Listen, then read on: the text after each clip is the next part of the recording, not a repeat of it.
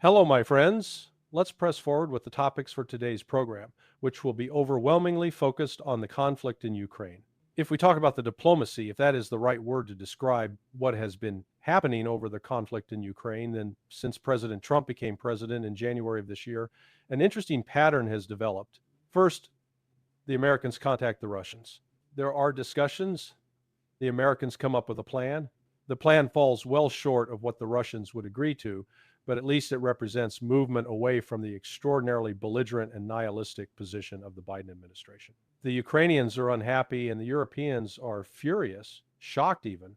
The Europeans, together with the Ukrainians, then mobilize against the American proposal, whatever one wants to call it, because in truth, we have not seen anything that resembles a well-structured plan. A series of discussions then takes place between Ukrainians and Americans, and more importantly, between Europeans and Americans. We are catapulted into that territory described years ago by Eve Smith on Naked Capitalism. Western powers spend all their time negotiating with each other, forgetting that negotiations must ultimately be conducted with the other side. We end up with a reworked proposal that pushes us back towards something close to the nihilism of the Biden administration, and the entire process collapses.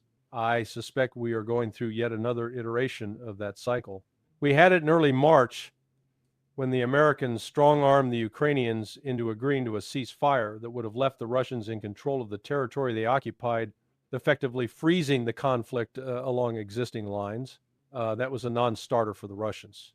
The Europeans then got it changed by persuading the Americans to provide Ukraine with security guarantees analogous to NATO membership and to accept deployment of European forces in Ukraine, something totally unacceptable to Russia.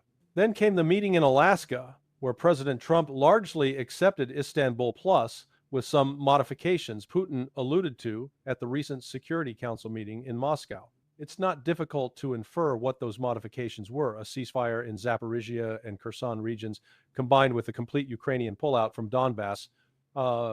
Again, massive European mobilization followed. Zelensky went to Washington. European leaders went with him. The Americans then walked back from the tentative agreement reached with the Russians in Alaska. A few weeks ago, we saw another iteration. Putin and Trump spoke by phone. Trump assured Putin he would return to the Alaska framework, essentially Istanbul Plus, minus a ceasefire in Zaporizhia and Kherson. Immediately after Trump met Zelensky, with Europeans mobilizing in the background and the usual furious commentary in the European media accusing Trump of being under Russian influence. And once again, we drifted back toward a freeze idea closer to the Biden position. The Americans, knowing this is unacceptable to Russia, called off contacts with Moscow, canceled a proposed Budapest meeting, and slapped sanctions on Russia's major energy companies. Then news broke that Russia was making dramatic progress on the battlefronts, which triggered panic. The Americans told themselves Ukraine is losing and they must stop Russia, so they contacted Moscow again, drafted a modified peace plan based loosely on anchorage, and the cycle repeated. Ukrainians unhappy, Europeans furious, Europeans mobilize, and the proposal dies. This is exactly what we are seeing now. There was a meeting in Geneva with Rubio, Witkoff, and Driscoll. Driscoll and Witkoff seem to have helped assemble the plan, but Rubio's Secretary of State and National Security Advisor leads the discussions. The Europeans put forward a counterproposal as if they were a party to negotiations. I've read it, and there's no need to repeat it in full. It rehashes the same ideas as before. Freeze current lines, treat Russia not only as aggressor but as defeated party, demand reparations, and insist Moscow accept the Western narrative of the war. The Europeans dangle minor concessions, like allowing Russia to rejoin the G8, something Russia has repeatedly said it does not want. Even today, Germany's Chancellor Friedrich Merz cast doubt on that by saying he cannot imagine other G7 countries supporting Russian re-entry.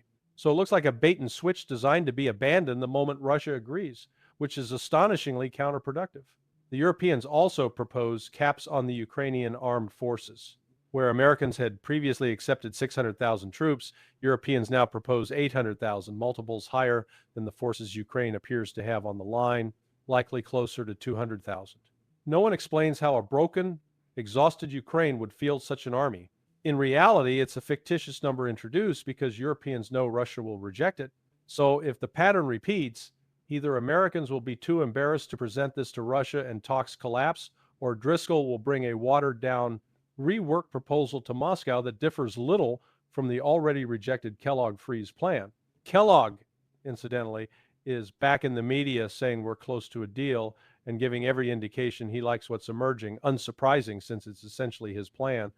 If presented, Russia will reject it because Putin has repeatedly said any negotiated settlement must rest on what was agreed with Trump and Witkoff in Alaska. What's coming out of Geneva is too far from that to be viable. Then we will get the usual cycle. Europeans declare Russia maximalist and intransigent, demand more sanctions and more U.S. weapons deliveries, and claim Moscow is not interested in peace. Trump senses this dynamic and yesterday posted critically about Europeans and Ukrainians, complaining about their lack of gratitude and their refusal to join energy sanctions. But in that same post, he still framed the war as Russian aggression enabled by Biden's weakness. Russians will notice that despite repeated explanations about NATO expansion and the roots of the conflict, the U.S.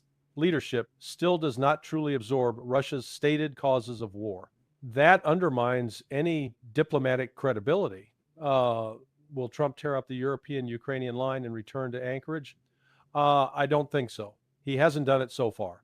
Domestically, he is weaker now than in January, and I don't believe he has the political strength to stand up to neocons, Europeans, or Ukrainians. He will likely flip-flop back again.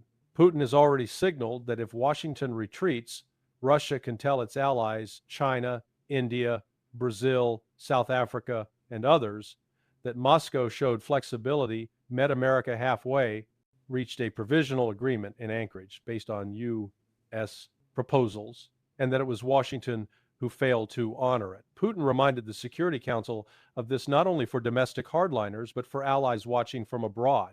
If negotiations fail, Russia will argue it isn't Russia's fault and the war will continue. A former Zelensky spokesperson, Yulia Mendel, now speaking from a position of realism and compassion for her country, posted a blunt message on X.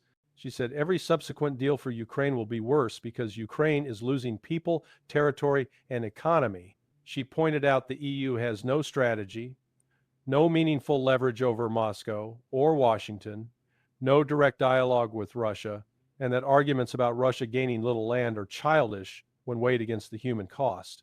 She noted Ukraine has lost more people in 3 years than some European states have in total population, and that those reflexively opposing peace proposals show they don't understand what is happening on the front lines. Her core point was simple. Human life is the highest good and must be saved. Try explaining that to European elites who insist no plan is acceptable unless it leads to Russia's capitulation, something they have no realistic method to achieve. That mentality extends to U.S. neocons as well. Lindsey Graham rejected the original 28-point discussion framework and continues to demand an honorable peace defined as victory over the bones of dead Ukrainians. Most of the Senate, much of the House, parts of the intelligence community, and much of U.S. media share that view, and Trump has never shown willingness to confront them. This helps explain the European position. If Europe admits Russia is winning, admits Russia has a vast army, a powerful weapons industry, a stable economy, competent command, then Europe must also admit Russia is a great power. European elites have built their worldview since 1989 on the opposite belief, that Russia is broken, its economy smaller than Italy's, its army incompetent, its government a kleptocracy. Their entire European project rests on that assumption. To admit defeat in Ukraine is to admit their project stands on unstable foundations. It also forces them to admit the U.S. is not omnipotent, that sanctions cannot smash Russia, and that America cannot supply Ukraine into victory. I remember the delirious euphoria at Munich in 2022 when Europeans believed sanctions would break Russia. Accepting they were wrong demolishes their worldview. So instead they carry on, deny frontline realities, agitate for more extreme action, even at the cost of European economic decline. Now to the battlefield.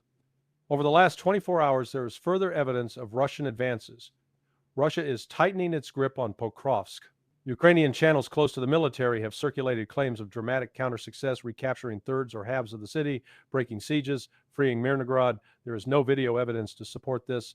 These claims are obviously tied to political pressure in Geneva and to pushing back against Witkoff's earlier plan. More credible Ukrainian commentators acknowledge the reality. Russia continues to mop up in Pokrovsk. Footage has appeared on the main supply road into Mirnograd, showing burned-out Ukrainian vehicles piled along the route in fog and mist, an extraordinarily haunting image. It appears Ukrainian counterattacks reached that area only to be destroyed. The Russian Defense Ministry says assault groups have liberated multiple micro-districts and continue advancing, neutralizing Ukrainian attacks aimed at breaking the encirclement. Elsewhere, Russia claims to have captured Zatishny in Zaporizhia, tightening control around Stepnohirzhs and surrounding Ukrainian fortified positions. They have advanced south of Orikhiv, tightened pressure around Huliaipol, and continue fighting in Novopavlivka. Further north, they have captured additional positions around Seversk. Seversk is small but defended by a tough brigade. Still, I suspect its defenses may collapse suddenly, much like Vuhledar did. Some U.S. officials are reportedly telling Europeans and Ukrainians that Donbass will fall under Russian control within 12 months. I think that is optimistic. A Russian commander expects most of Kostiantynivka to be under Russian control by mid-December. That suggests Pokrovsk, Mirnograd, Lyman, Siversk, and perhaps Huliaipol are also expected to fall by mid-December. After that, the Russians likely take Izium before winter ends, encircle Sloviansk, and once Sloviansk falls, Kramatorsk follows. The topography makes Sloviansk hard to defend if supply lines are cut, so 12 months looks longer than necessary. When these positions fall, Europe will panic, recriminations will explode, and anger will ricochet across capitals, but that is still ahead of us. I'm looking at the recent chain of events, and the pattern is unmistakably clear. The attack on Iran cannot be viewed as an isolated Israeli operation. In terms of execution, intelligence sharing, airspace access, radar networks, logistics, and regional support structures, this was a coordinated operation involving a wide coalition with the United States at the center of it. Trump himself openly took responsibility for U.S. involvement, even though earlier his officials, such as Marco Rubio, denied it. When I map out the operational footprint, I see that Turkish airspace and installations were used, Azerbaijan played a role, northern Iraq was exploited despite Baghdad's objections, Syrian territory served as a corridor, and the Gulf monarchies provided radar coverage and U.S. base support. In other words, from Tehran's perspective, this was never a one-on-one confrontation. It was an entire Western security architecture acting in unison. Given that reality, the fact that Iran and Russia are now discussing a joint defensive framework with other like-minded states is a logical reaction. Whether it eventually becomes a formal military alliance is unclear, but the direction is obvious. When states feel encircled by a bloc like NATO, their natural instinct is to create counterstructures that prevent them from being isolated and picked apart one by one. This also explains why negotiations between Iran and the United States are essentially meaningless right now. Iran is not philosophically opposed to dialogue. In fact, Tehran has often engaged in indirect talks, even when it knew the outcome would be zero, simply to demonstrate to the global public that Washington was not negotiating in good faith. Before and after the 12-day war, Iran entered discussions with full awareness that Europe and the U.S. would break their promises, and that prediction was proven correct every time. Today, the U.S. demands are viewed in Iran as absurd and unserious. Iranian society has also changed. Very few people believe anything productive can emerge from negotiating with Trump. They watch his daily contradictions, rage cycles, and erratic behavior, and they see him not as a diplomatic partner, but as a destabilizing threat. Ironically, U.S. and Israeli actions have unified Iranians across political lines in a way I haven't seen in decades. Sanctions are essentially warfare without bombs. That's their purpose. The United States has used them to break societies like Cuba and Venezuela, not because those countries threaten Washington, but because suffering and social collapse are tools for engineering regime change. Iran experienced immense hardship under sanctions, but the pressure also pushed the country towards self-reliance, industrial development, and deeper partnerships through BRICS and the Shanghai Cooperation Organization. Washington's strategy created long-term consequences. It pushed Iran so far away that rapprochement is now nearly impossible. Turning to Western narratives, commentators like Melanie Phillips attempt to frame the Palestinian cause as an Islamic holy war and a threat to Western civilization. But the Islam they describe is the same weaponized ideology produced by intelligence agencies, CIA, Mossad, Turkish intelligence, Gulf monarchies for proxy wars in Syria, Afghanistan, and Libya. The real history contradicts these narratives. In our region, resistance movements have protected Christians, worked alongside Christian commanders, and honored figures like Jesus and Mary with respect rooted in Islamic scripture. Meanwhile, extremist Zionist groups openly insult Jesus in occupied Palestine. The propaganda is designed to sow division between Christians and Muslims precisely at a moment when global public opinion is shifting. I've seen firsthand how resistance movements act. After Israel's forced withdrawal from Lebanon in 2000, when I visited the Qiyam prison with students, a former prisoner told us how collaborators raped his wife in front of him. Yet Syed Hassan Nasrallah forbade retaliation, insisting Lebanon must remain united and stable. That level of restraint doesn't fit the caricatures pushed by Western media. The deeper problem for Israel today is that young people worldwide, including young Jews, see reality through their phones. Former Obama advisors have admitted that the narrative is collapsing because the truth is too visible. Their proposed solution to remove phones from children is as desperate as it is unrealistic. They want to censor reality because reality contradicts their storyline. Israel's assassinations in Lebanon and Gaza reflect that same desperation. They cannot remove Hezbollah by targeting individuals. Hezbollah is rebuilding its structure around high-tech warfare, studying Israel's weaknesses from Gaza and from Iran's 12-day conflict. Syria's fragmentation has ironically made weapons transfers cheaper and easier. Millions attended Syed Nasrallah's funeral despite Israeli jets trying to intimidate them, and no one flinched. That tells you where morale stands. Time is not on Israel's side. The West is overextended in Ukraine, in global economic conflict, in proxy wars, and these pressures weaken Israel's strategic backing. Meanwhile, Israeli public support in the West has collapsed to levels unimaginable a few years ago. Finally, regarding the reported communication from the U.S. Vice President during the six-day Iran-Israel war, Washington reached out only because the tide had turned. Israel's early blitz faded by day 4, Iranian missiles were penetrating defenses, and by day 8, Israel's attacks were hitting evacuated buildings while Iranian strikes became more accurate and destructive. This was never an Israeli war, it was a U.S. Israeli war disguised behind diplomatic language. Iran knew that from the beginning. And if there is a next round, the consequences will be dramatically worse for Israel. Iran has already redesigned its capabilities to reflect everything learned during that conflict. That concludes today's program. Thank you for listening, and have a good day.